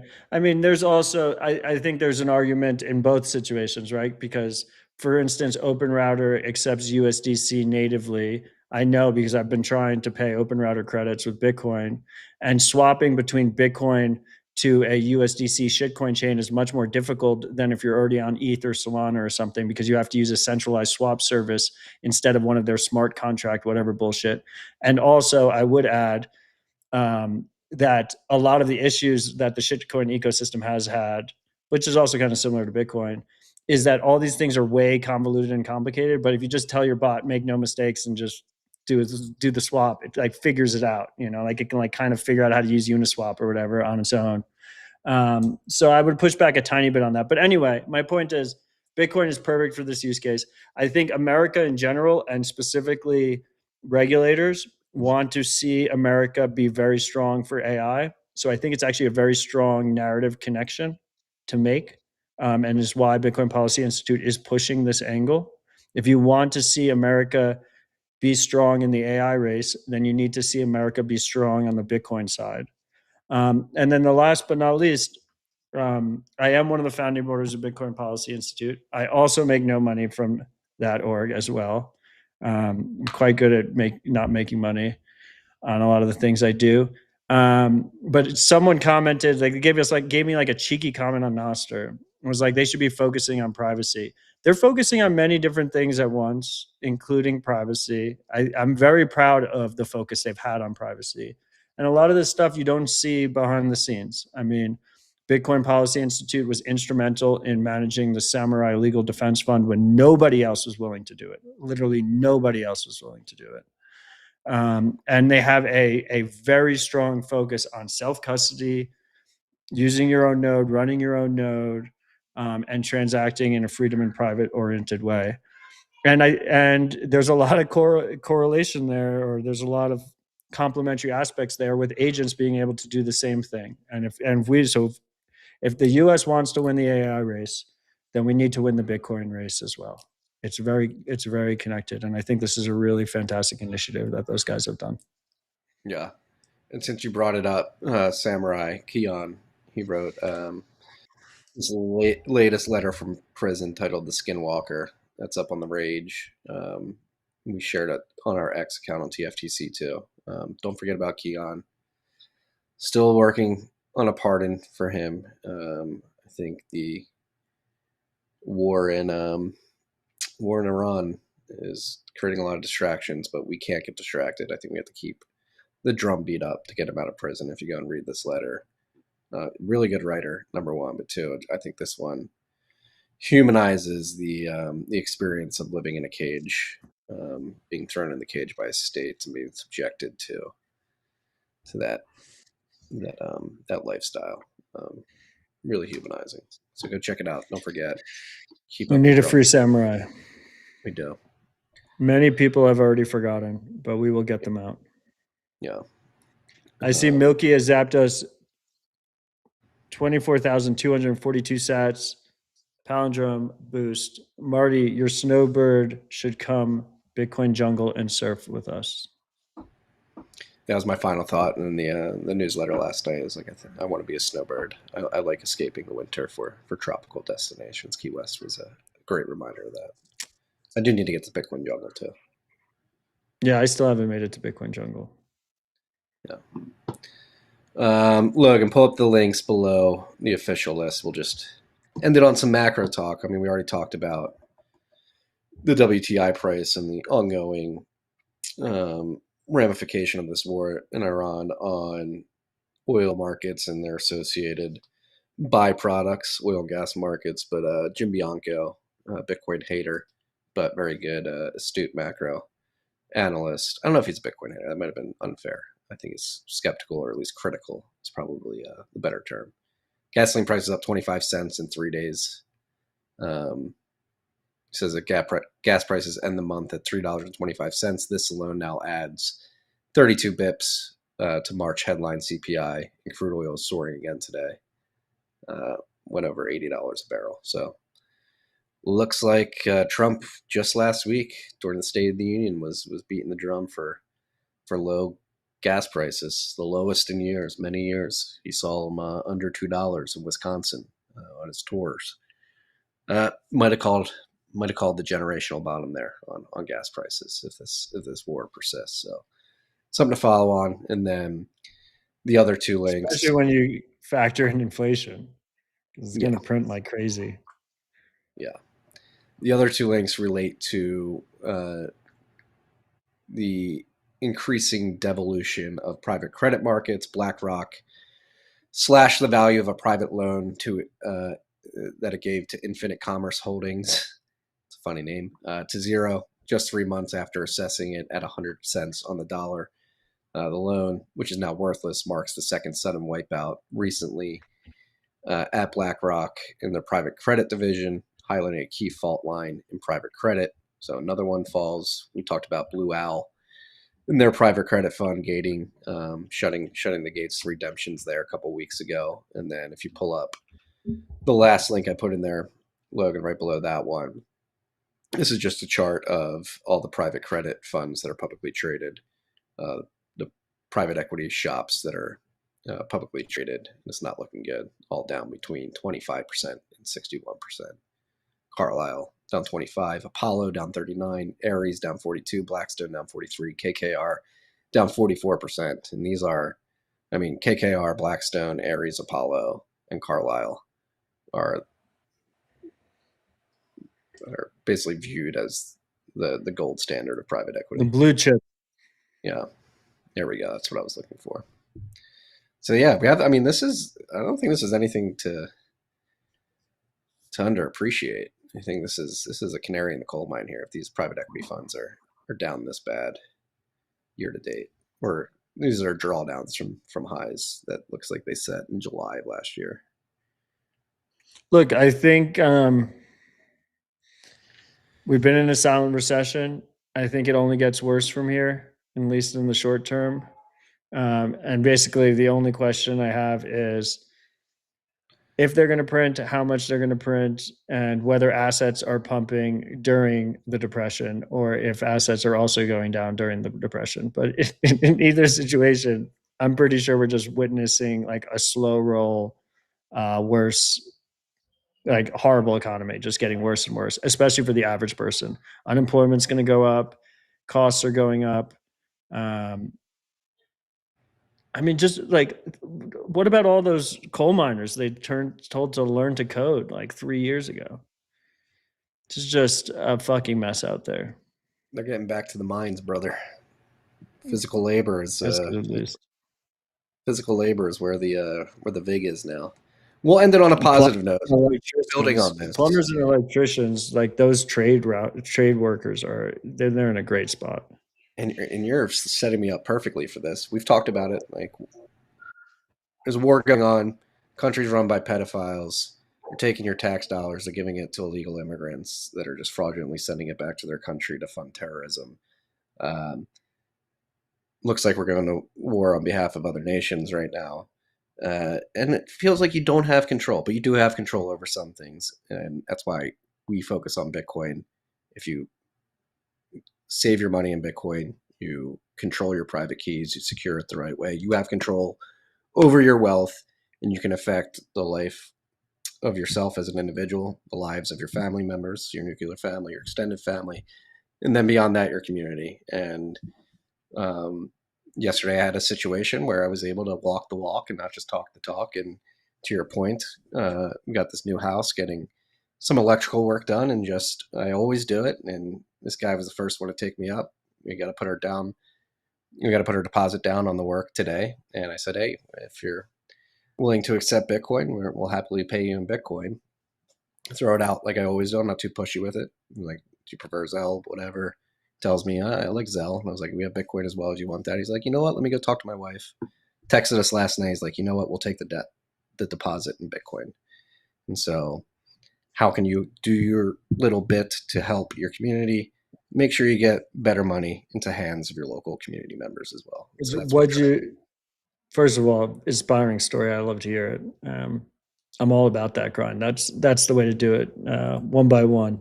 What did you recommend for him to receive the Bitcoin with? We actually haven't had the call yet. We're going to hop on a call tonight, and he's got questions about it. So I think the purists will get mad at me about this, but I think you should onboard him to Strike, or at least whatever your personal alternative is. Mine would be Strike. All these people that normally accept Venmo or Zelle or whatever, Strike is like a perfect drop-in replacement. It's very comfortable for them. It allows them to easily move to their bank account so that it feels more real to them in a lot of ways. And it's less likely that they'll mess it up, forget about it or whatnot. It also means that if they want to start buying in the future, they can set up an auto stack. Then you can help them with self-custody if the time comes or whatever. But in my experience with like nannies and stuff like that,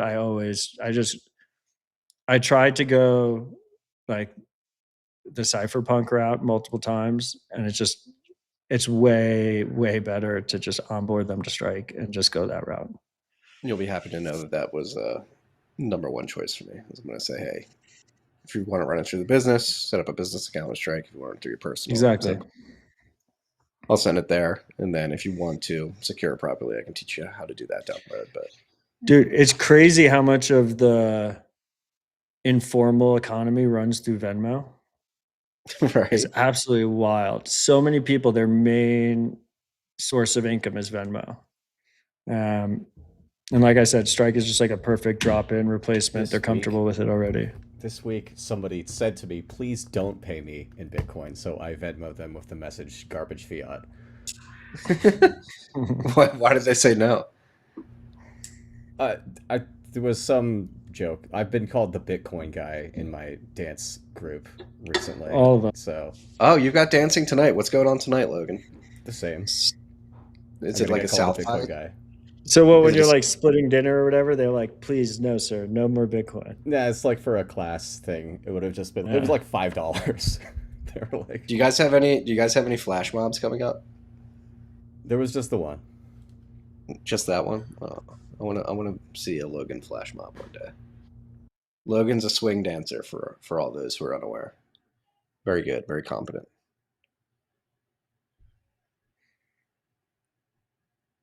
The other nice thing about onboarding them to Strike, by the way, is even if you're not a Strike user, it's really easy to pay them. If you're a Strike user, obviously it's the typical, pay username on Strike, and that's like a Venmo-like experience.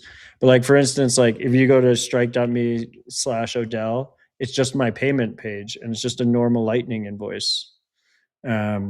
So even if you're not a Strike user yourself, if you onboard them to Strike, you can just go to like strike.me/Joe the electrician, and you can just pay him on demand whenever you need to. But maybe a little bit less in your case because it's kind of like a one-time job thing. But with like nannies, for instance, it's like a perfect example where you're like constantly paying them, or gardeners or whatnot. I see Mr. Dinkles 144 saying, "Are we vehemently against Cash App?" No. Cash App's great too. Specifically, they already have Cash App, then it's super easy. But I will say, Cash App has worse limits. If you're in New York, they don't support Lightning. They don't have the payment page, so you can pay externally. And they do require additional KYC to withdraw the Bitcoin that they might not have already done. So they can get into a situation where, okay, they've been stacking, they're ready to withdraw, the limits are too burdensome, and they have to do additional KYC that they might not pass at that point when it comes time to withdraw. So just keep those things in mind. But Cash App defense, the limits have gotten better, but they're still way worse though. But yeah, they're way worse. Yeah, they have gotten better, but still not a parity. And specifically, if it's like a business, it's like you can set up a Strike business account pretty trivially. We have here. Oh, Mr. Dinkles, you weren't here earlier. New York is not a problem for all apps. Strike is now available in New York and offers Lightning, and we'll offer the full product suite in the next month or so, like loans and whatnot. But buy sell is live and Lightning is live. Yeah, in New York. All right, this is a good one. I think we solved all the world's problems. You know, I think we're gonna no, but peace. The little ones. We're gonna get peace in the Middle East after this episode. Try and focus on what you can control. Don't get stuck in the doom scrolling. Focus on the hope. Focus on the progress. Focus on the things that are in our agency to change. Yeah. I'm guilty of it. I found myself doom scrolling more than I would like to this week. It's very easy, and I think it's abundantly clear that we're being psychologically manipulated. Yeah. So just be aware of that. And like the centralized platforms are literally designed for it. The social platforms, they have. I mean, I wonder how sophisticated they are. I think they're quite sophisticated, but I always imagine like a Dr. Evil lair with like sliders and stuff, just like anger, rage, lower these signals, raise these signals. Yeah. All right, we'll be back next week for 400, number 400. That was our last episode in the 300s. I think we just end the show before we get to 400. Just all done. No, I don't think we should do that. Rabbit hole. We have to at least 399.9. As long as Bitcoin exists, there will be an RHR Freaks, and if Bitcoin somehow doesn't exist, there will still be one final RHR, the grieving one. We'll all grieve together. We'll be. As we admit we were wrong. That's when we transition to a WorldCoin podcast. That's what the week that happens.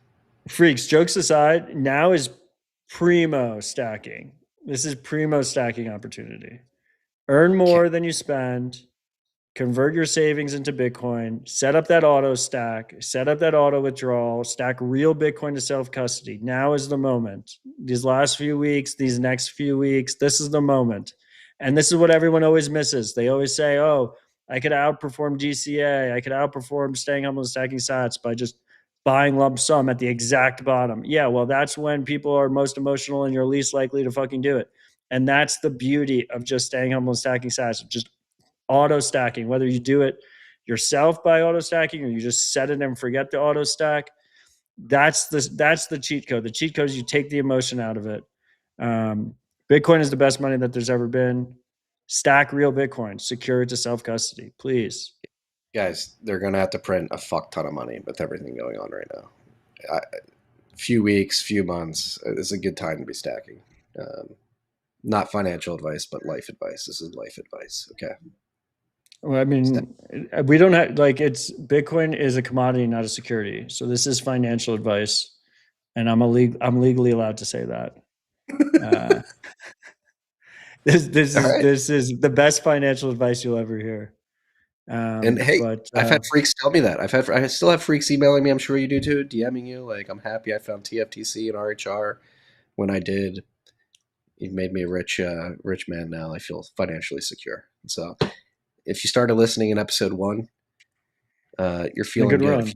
If you started listening today, episode 399, by the time we get to episode 698, you will feel the same way that the person listening in episode 1 did. So you mean 798? Yeah, you're right. 798. That was some Marty math. We also can't do math live on air. Just keep that in mind, freaks. If you're a new freak. Even 698, I think you'll be feeling comfortable there too. You'll probably be feeling good at like episode 480. But yes, just stick with it. The grind is real. Life is short, but the grind is long. Love you all. Stay humble, stack sets. Peace, love, freaks.